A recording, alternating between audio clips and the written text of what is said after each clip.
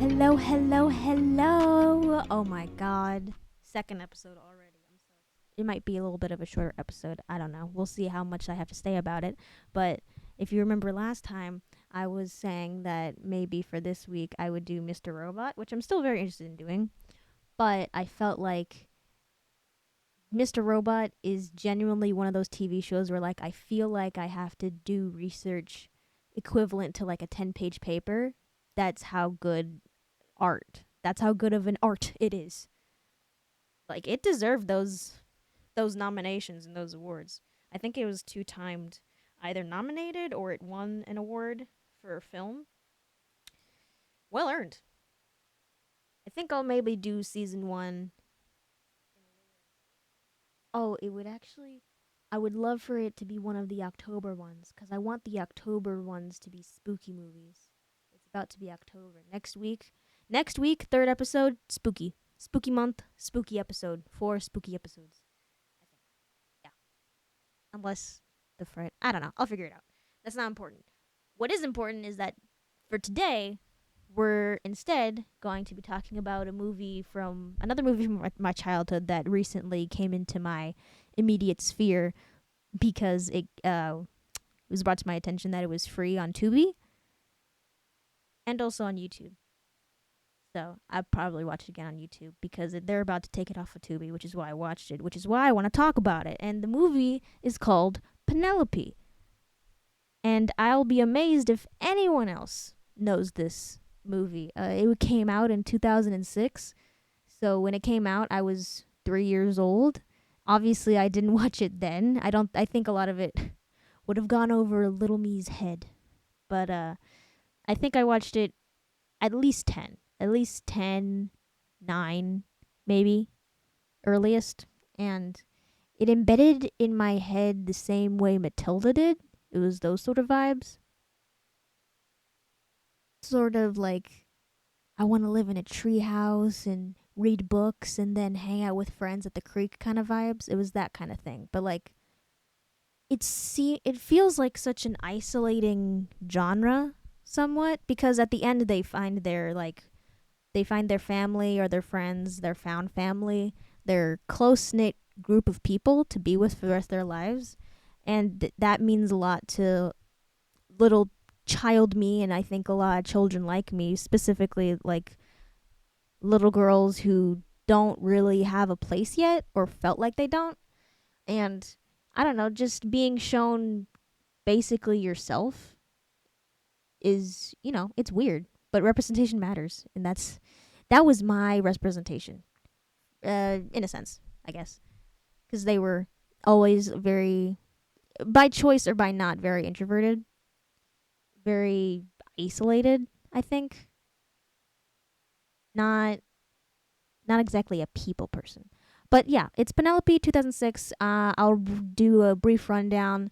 I wrote my own synopsis this time and I also have the synopsis from Google, so I think I'll read both of them because I feel like mine's better, but for the sake of professionalism. That just made me laugh to think this is professional. It is, but it isn't. But it is. It should, but it's not. Because if I try and think about it as a project for professionals, I won't do it.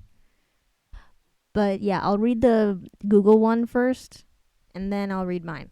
Okay, ready? Born with the snout of a pig, young Penelope Wilhern, Christina Ricci, I think that's how you say her name, spends life as a virtual prisoner in her home. Believing that the only way to break the curse is to marry one of her own kind, she meets a number of suitors, but all reject her. Two devious men, one with a grudge against the family, hire a man, played by James McAvoy, to pose as a suitor, but complications arise when he begins to fall in love with Penelope and she makes a bid for freedom. Okay, so that was the Google synopsis of it. I think it is good. It's not giving too much away, which I guess is good because, movie trailers always give too much away or nothing at all. So I feel like this is a good middle ground for just the run of the mill synopsis. Okay, so now I'm going to read mine, which after watching the movie, I think captures everything. I feel like it's more captivating, but I'm obviously biased, okay? So this is my synopsis. Blue blood family grapples with a generations long curse which warped the face of a young girl with the face of a pig. Everyone tries to find her one true love to break the curse. They have turned up empty with every attempt at finding one of their own who can look past her nose. Eventually, one suitor, hired by two men with malicious intent, goes in with the objective of money, but leaves with newfound feelings, and leaving the young lady with a rejuvenated hunger for her own freedom. You can see, I think I use more flowery language, but the basic premise is the same. So basically, there's this really rich old money family, and generations ago, from the perspective of 2006, generations ago, like 11 generations or so, this dude was in the family and tried to marry someone quote unquote below his station. I think it was like one of his maids, which is already weird, but we've all watched Bridgerton. We know that, cross class, I haven't watched Bridgerton, but cross class romances, people go nuts for that. But once he said that he was going to marry someone below his station, his whole family laughed at him, and he went, "Oh, I'm so silly. Yeah, of course." And then he ends up marrying someone else. But the fucked up thing about that is that she was already pregnant with his baby. And then he goes and marries someone else. The way that it's framed in the movie is that he doesn't even tell her before it happens. And then it's just, that's so messed up, dude. And then this is like really sad, but it is in the first few minutes of the movie, so I feel like I should just say it how it is. After he marries a different woman, the maid who is pregnant, I'll remind you, jumps off a cliff. The narration says that she fell off a cliff, but we all know what's up. She basically just threw herself off a cliff in grief, which is messed up on so many levels. And then her mom, who was a witch, because plot, cursed the family for the next daughter to have the face of a pig so that they would feel the same pain of rejection that her daughter felt. And then the solution to the curse. There's always a solution, like true love's first kiss, this or that, that stuff. Her solution was until you can find someone, one of your own kind, to accept you, then this curse will last forever. And I think the point of that is that, much like, not Cinderella, what was it? Aurora, Sleeping Beauty, much like Sleeping Beauty, Maleficent didn't think that this would ever happen because she doesn't believe in true love. So she's purposefully giving a solution that she doesn't think will ever happen. Similarly, I don't think that she thinks that any point in time that this family will be able to look past their pettiness and like their stupid greed to be able to see the person underneath. So dumb. Side note, I have a grievance with witches like this because think about it. Maleficent, Sleeping Beauty, this movie, and then I'm thinking of Beauty and the Beast. Other ones, but let's just stick with these three. Maleficent, Beauty and the Beast, and Penelope, right? All three of these witches, what do they have in common? The thing that they have in common is that they are slighted by the protagonist or the love interest or whatever. And then everyone around them gets punished, but they don't really get punished themselves. If you're going to punish someone and you have the power to be judge, jury, and executioner with magic, just like fireball them. I don't get what the deal, like, I get that it's like fairy tales and there needs to be a plot and that's the reason why. But on a not meta level, why wouldn't you just fireball them? If it's really such a problem and they've like angered you so and they're such a bad person, why not just take direct action and guillotine their asses? I don't get what the problem is. Anyway, side note over. So yeah.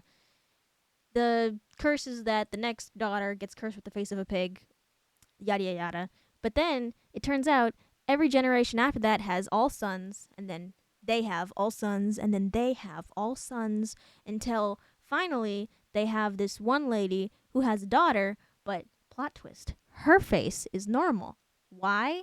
Well, they thought that the curse was all baloney, and they were just like heaving a great breath of relief that, oh, it's just the silly curse isn't real. But ho ho, plot twist, that is not actually a, I forget their name. Let's just say Ricci, because I can't remember the name. We'll just use the real actor's name. That's not a Ricci daughter. That is a Smith daughter, because that woman cheated on her husband. So really, that daughter wasn't the carrier of the curse gene, let's say.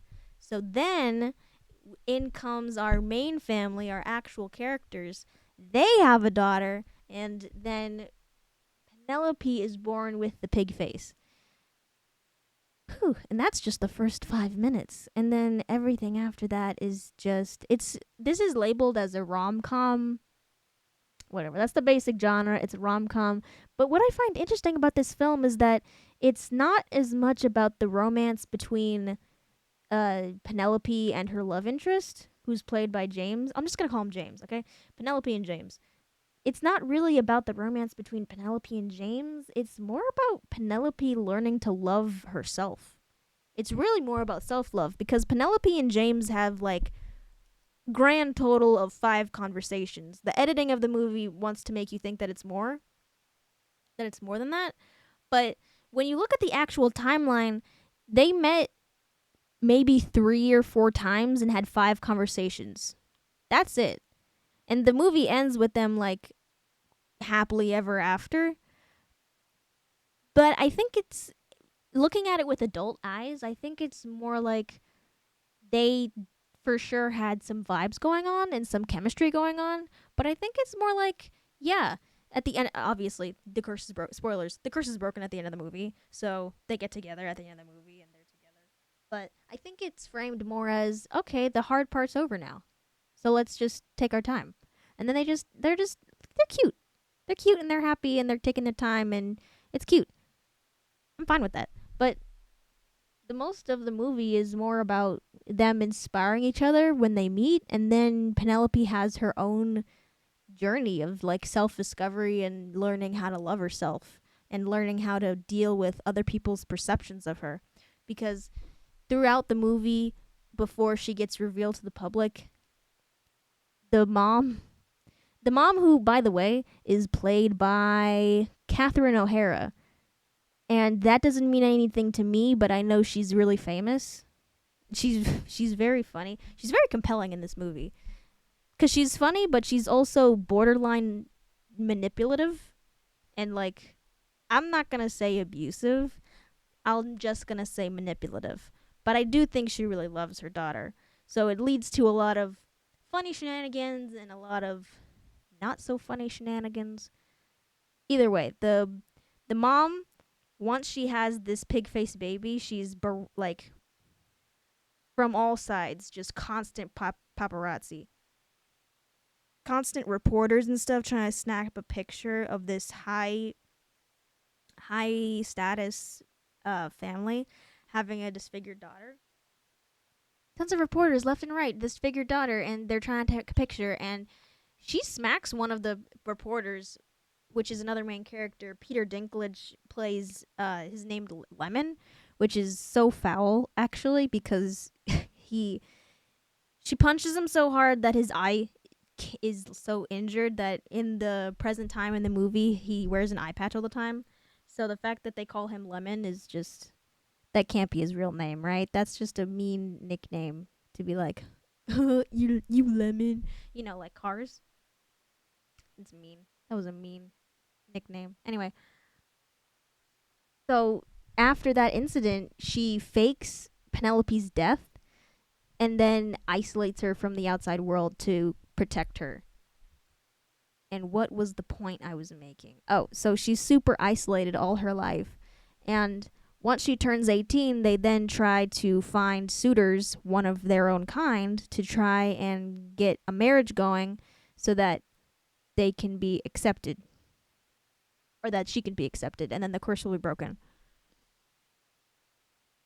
because they're all assuming like, oh, one of their own kind has to accept her or has to claim them as one of their own, that kind of thing.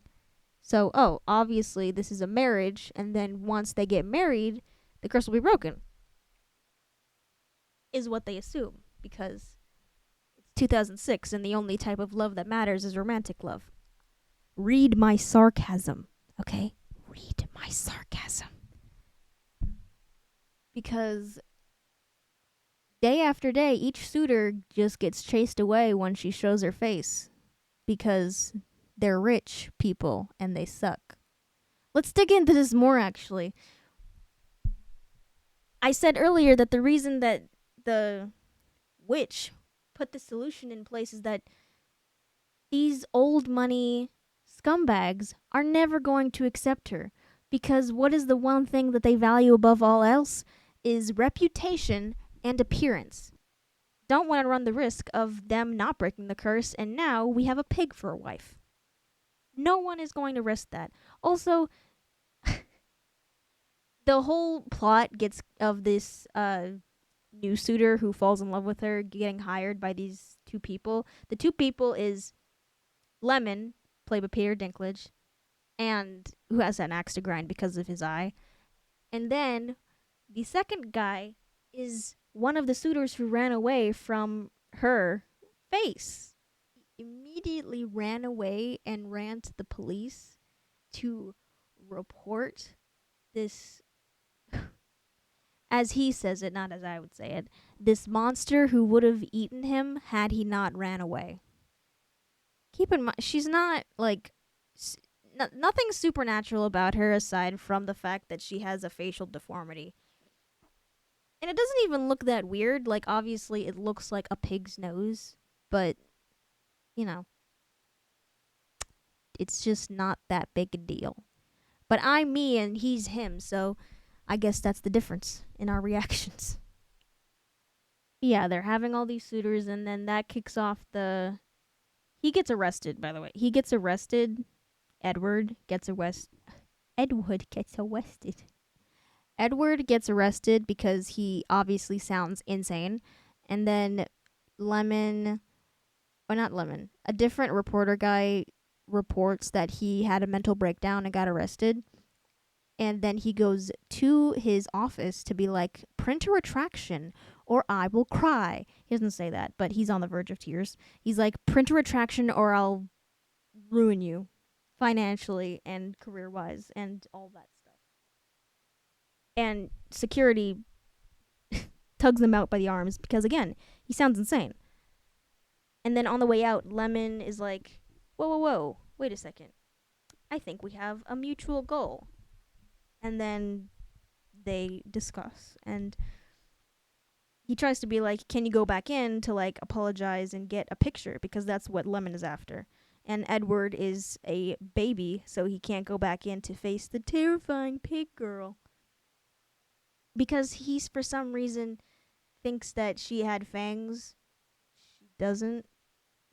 But that's his reality, and he refuses to go back in. So they look for a blue blood who is down on his luck and can use the money.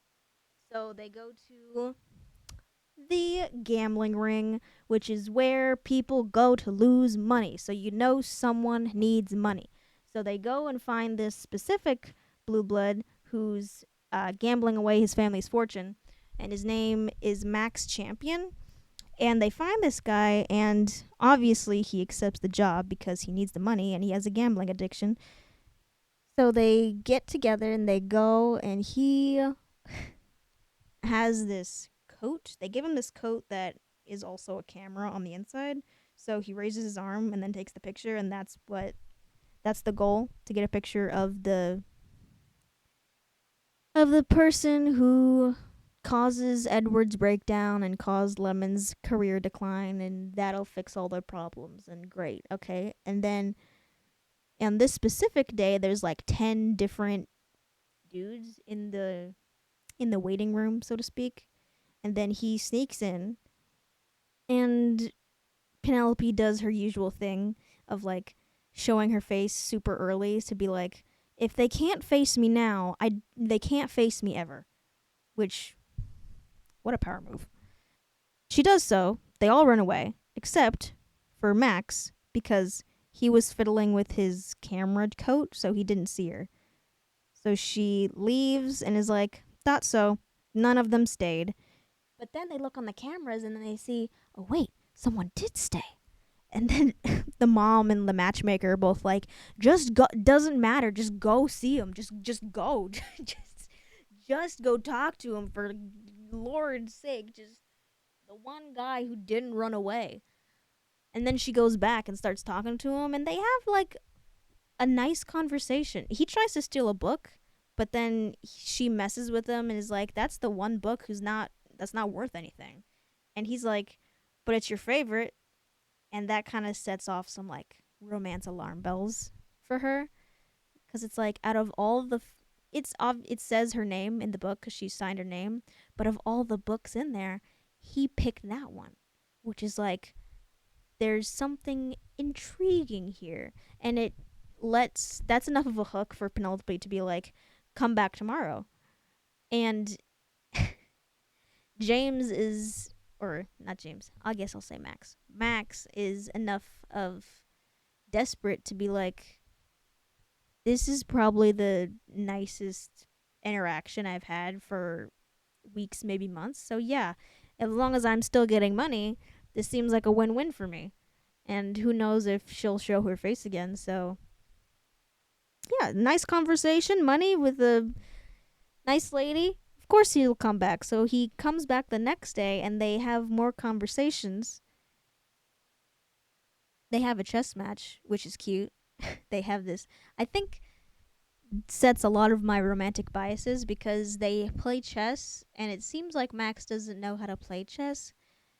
But obviously Penelope has spent a lot of time alone, so she's a master.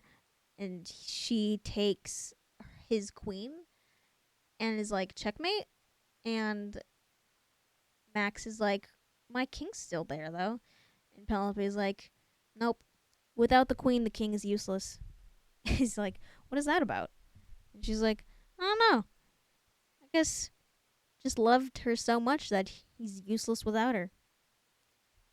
Are you kidding me? Somebody sedate me. That sets a lot. That I think that set a lot of my romantic inclinations in media. They have this cute little conversation where she's like, I won't go through the rest of the scenes because you really just have to watch it. Because again, the romance isn't the strongest, not the strongest. It's not the most important part of the love story, because it is a love story, but it's less about the love of a significant other, and more about the love you find through finding yourself. Because she's so isolated, she doesn't really know who she is. Like, she knows who she is in relation to her mother, her father, her house, her home, but she doesn't know who she is in relation to friends and strangers and peers, respected people. She doesn't know who she is in relation to really anything else in the world. She's so in a bubble that she doesn't really, she knows things in theory, but she doesn't know anything in practice. And there's some things that just can't be taught through the written word. You have to live them. And then once she eventually shows her face to Max and has a less than fortunate conflict, let's say, where it's revealed that Max is getting paid to take a picture of her, and then is like, actually, this is a really sad scene where he's like, I can't marry you. And we as the audience is going, why not? You obviously have some chemistry. But he says, I can't marry you. And she is like, if we don't break the curse, if you marry me, I'll be beautiful. And if it doesn't break the curse, I'll kill myself. I promise I will. And I'm like, whoa, I think that was also a really big turning point for me in the movie, because what a like hardcore thing to say in your Y2K rom-com, but there it is. And that displayed for me, it's like, this isn't about him for her. This isn't about him. This is about her. This is about how much she's repressing her bad feelings about her situation, because both her mother and her father, to different degrees, but they're both suffering for this curse, and she's trying so hard to both be okay with these constant attempts, and like the constant, could you imagine, every week you get rejected by another person, and the chance of being quote unquote normal is just slipping further and further away. How do you be hopeful in that sense? And for Penelope, it seems like she's trying to hold on to that hope, but who could blame her for being so low in this moment? It gets revealed that she's not okay. She hasn't been okay, I think, for a long time. She's 25 years old now. She's been doing this for 7 years, getting rejected day in, day out by men who don't know her, probably just want her money. And yet she's trying so hard to be strong for her family, and it just isn't working. And so this moment, it really shows that, oh no, she is so low right now that this is an all-time low, because this was the one person who actually gave her a sliver of that hope again, and even he couldn't marry her. So this is like confirmation to her, like, yep, I'm a monster. This proves it. So after this scene, he leaves, and we still don't know why he said that, but oh my god. And then she runs away after that. This is like, okay, if this is, it's almost like you're saying, this is a dead end. I can't keep doing this. And if I can't keep doing this, I need to do something else. So she runs away with mom's credit card in hand and a scarf to cover her face, her picky nose, and she goes off into the world to try and be a person, to try and learn how to be a person when she's not trying to be a daughter. Because there's so much more to life than just who you are in relation to your first people. There's your second people, and your third people, and yourself, and the world at large, and society. And there's so much that she hasn't gotten to do yet. She's an adult. So she goes out and tries to have those experiences. And it's super sweet. She makes friends with Reese Witherspoon. Again, I don't know her name in the thing. Annie, no last name. I think Reese Witherspoon is more distinct than Annie. You see, I didn't even remember her name. It wasn't. So, anyway, she makes friends with Annie, and I think that was also very important, because Annie doesn't have anything to gain from being friends with her, and that's why she's so perfect. I think she's never had like an actual friend. Like, she's interacted with all adults all her life. She's never had a peer, let alone a friend. I think that's also part of the love story, is that she's loves her friends. It's her first girlfriend, which I hate saying that, because if you're going to say girlfriend, then just have it be your girlfriend. But it's her first friend that's a girl, and that is such an integral part to your childhood experience as a woman, I think, is making those friendships.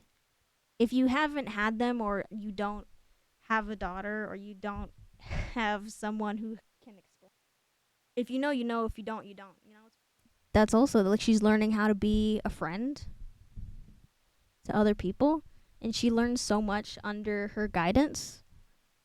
And then, she kind of just lives her life for a little bit. And then, of course, she gets outed to the public, to the reporters, and then she's this news sensation. Just like everybody who wasn't old rich loved her, loved how unique she was, which really set the tone also, because,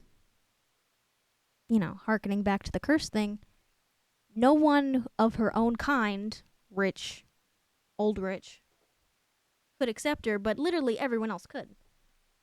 Because they're not as worried about appearance and reputation as like the saving grace, end all be all of existence. Later we learned that Max said that he couldn't marry her because he's not actually Max. He's actually I'm gonna say James because I don't know who's actually. Again, no one matters in this movie besides Penelope. We learned that he's was lying to get money. The real Max was a different person. Yeah, that's the reason. He actually really wanted to like get to know her more and like be her romantic partner. Like he was obviously open to that. Everyone could see the chemistry there, but he couldn't marry her and give her what she wanted because he wasn't old rich. He wasn't blue blood. Well, what a heartbreaking revelation. But then the final act is her almost getting married to Edward because now that the public loves her, his dad is like, listen, you gotta fix this because we love what the public loves and you messed this up, so go fix it. And he took that as, I'm gonna marry this pig girl, which is the last thing that he wants to do, which sucks because Penelope also kind of hates him and kind of loves her life right now because, oh, no one hates me because of my face who wasn't rich. Literally, the main public loves me. I don't have to hide anymore, so why should I want to change? But again, she puts her needs down in favor of fulfilling the needs of others, specifically her mother's needs and her father's needs and her family. So for her family, she sacrifices her newfound happiness and freedom to be like, okay, I guess for the good of our family, I will marry this wad, this complete wad. And during the wedding, when it comes to the I do's, he says yes, she says no, and runs away to her room because she doesn't want this. There's only so many times you can put someone else's needs above your own before you crack. And I think this is this moment for her. She goes up to her room and is just freaking out, and her mom is freaking out and is like, what is the problem? Because she can't look past her own goal. The mom's so tunnel vision. And Penelope is like, why should I have to change who I am? I like how I am. And lo and behold, fun effect sequence notwithstanding, that is the thing that breaks the curse. One of her own accepts her. Through self-acceptance and self-love, she breaks her own curse. Because it wasn't... Romantic love isn't the only thing that matters. It's not the only type of love. There is as many types of love as there are people on the planet, and they're all different and all equal. Unless it's like... They're all equal unless they're harming yourself and or others. But like, you get the general message is that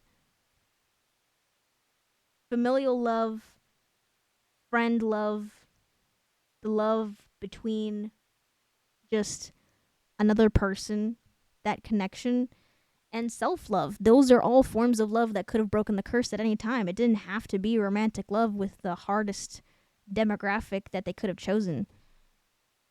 Even the mom says that later in the sort of epilogue part of the movie. It's like, I could have broken the curse at any time just by doing my job as your mother. At which point I'm like, yeah, you could have. Jeez. Look outside yourself for like 2 seconds. She immediately ruins the moment of her redemption by going like, now that carotid artery is out of the way, we could do a nose job like right here. Turn that nose up right there. Wouldn't that be nice? Literally everyone is like, what is wrong with you?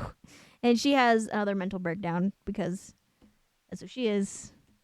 You know, parents don't change overnight. No one's perfect. They had a moment. Penelope takes it as it is.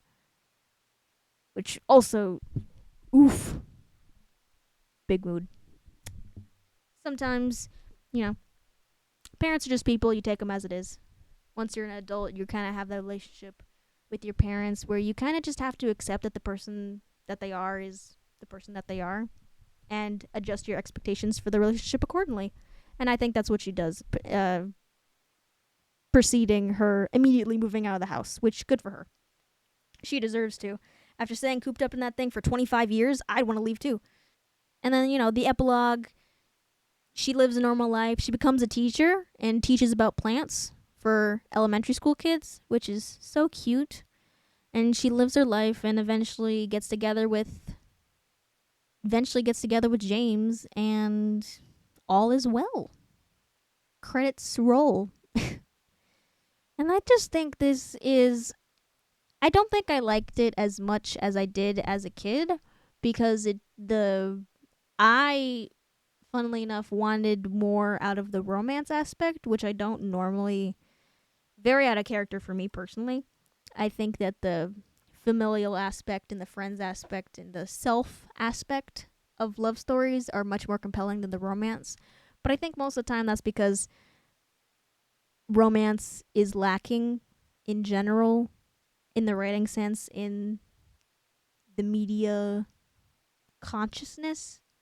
I think very much so it reflects how binary people see romance, and how that idea has been warped through gendered societal expectations, and the course of how religion plays into all that, and how the government plays into all that, and it's all just one big mess. And I've never been wowed particularly by straight romances, but there's been some queer romances that whiff the ball too.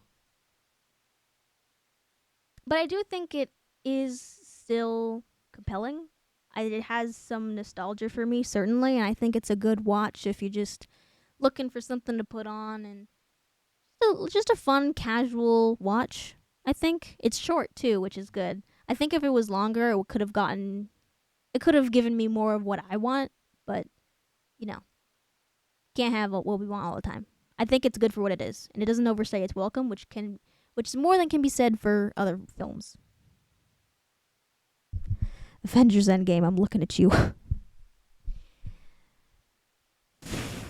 I'm thinking of, like, if I was on an actual radio station, they would eat me alive for that comment. I stand by it. On IMDb, it's reviewed as 6.7 out of 10, which is not great, but not the worst. So it's got that going for it. And with the description I just gave of it, I think that is appropriate. I love you, Penelope, but I think it's appropriate. What else? The ending. Oh, there's this one little tidbit about the ending scene that I think is also very sweet, is that she sends her class off because she's telling the story. She's the narrator. She's telling the story to her class full of children.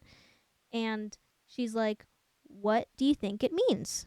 And I love the kids. The kids sound off, and one of them goes, "The mom was the villain." And she's, "You're not wrong. She was the problem, but not quite." And then one of the kids goes, "It's not the power of the curse, it's the power you give the curse." And I was like, wow, he really dropping bars out here.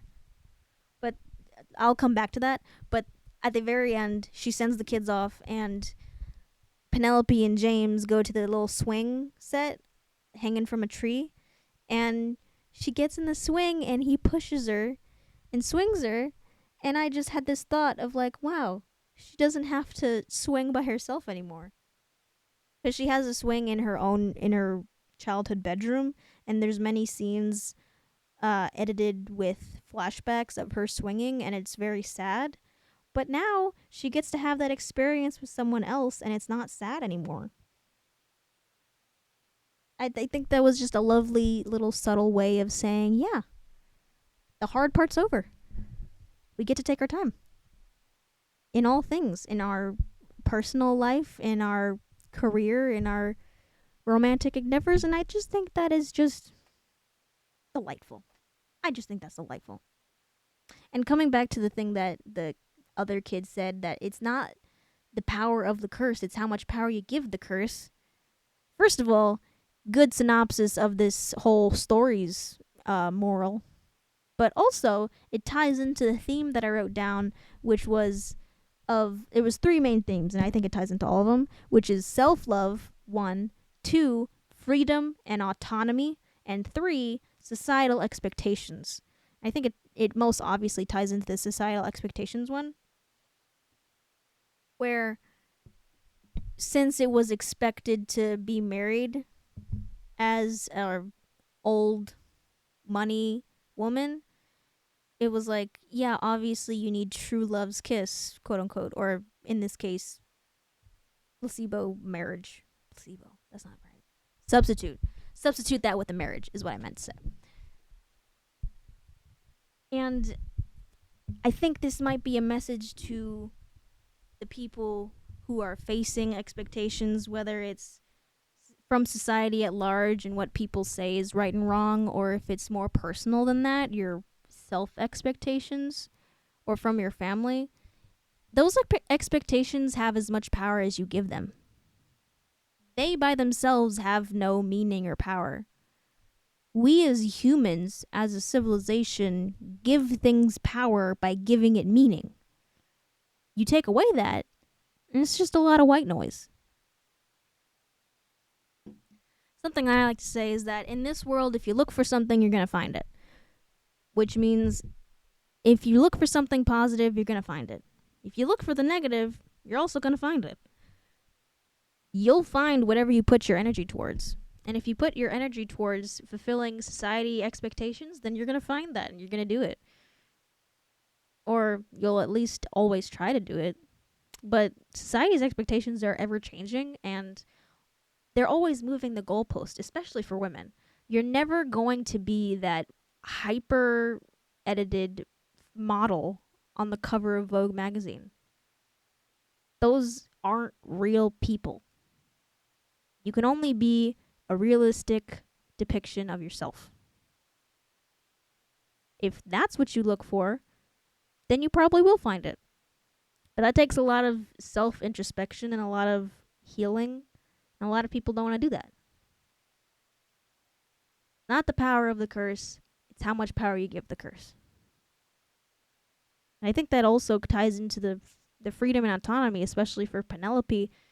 Once she stopped giving power to the people who loved her but kept her in a cage, she found that she was free to do whatever she wanted, and no one in the world was stopping her. The only people who were stopping her were people of her kind. Funnily enough, her family, but also the other rich people who would see to have her in a cage because it ruined their reputation. Once she stopped giving power to them and just hung around normal ass people, she had the freedom she wanted. And she had the autonomy to do what she wanted, which was study plants and be a horticulturist and be a teacher and just have those life experiences. And once she stopped doing that, she could. And then that once she has those experiences, she knows how to be a person. She knows who she is. And once you know who you are, you can start to love yourself, especially when you have the positive reinforcement of other people, of her friend Annie, and the general support of the public. I think that for the first time, she has that positive reinforcement, and it does wonders for her self-esteem, and it's the reason that she's able to break the curse later on. With that support, she was able to break her own curse. She was able to break through her own expectations and think about herself for once. 2006 rom-com really has a lot more to dig into it than I thought. Or you thought, let's be real.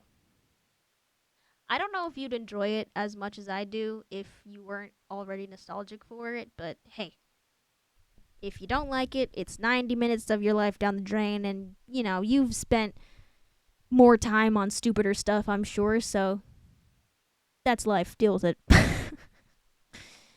I think that'll just do it for this episode of what was the name that I chose? Let me go on a tangent. Is that it? Yeah. That'll do it for the second episode of Let Me Go on a Tangent. This podcast that I'm so fond of already. Thank you so much for listening, Void. I do have a name for you, which I will reveal later. It's related to Mr. Robot, but I didn't end up talking about it, so I can only say it if I'm talking about that. So probably next week. Thank you so much, Void, for listening. I almost said watching. Thank you so much for listening. This was so much fun. Can't wait to do it again. Pacific Tiger Broadcasting. Thank you so much. And I will see you next week. Bye-bye.